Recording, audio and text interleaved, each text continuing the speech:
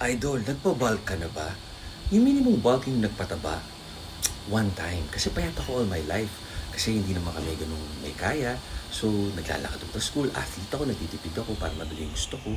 And then, naging commercial model, nagkapera, nakabili ng kotse, bahay. Naging artista, naging rapper, naging hunk. So, medyo maraming pera. Ah, parang buffet ako ng buffet. So, lumaki ako, nawala yung abs. And then, sabi ng mga tao, ikaw inspiration ko, nawala yung abs mo. So, from that day, lagi na ako may abs. So, hindi na. Kung gusto ko ba lumaki yung muscle, kakain ako more of protein. And then, yun lang yun. And then, carbs for energy. Then, minimal fats for hormone production and good cholesterol. Pangit kasi papataba ka, tapos kailangan mo pa i-burn yun bago lumabas yung muscle. So, ganun pa rin yung muscle. Wala nagbago. Taba lang yung gain mo.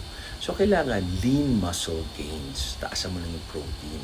Tapos, resistance training, progressive overload, in time, bibigat or mas maraming reps. Tama kayo, mali ako na siya, Dr. Duo, works for you.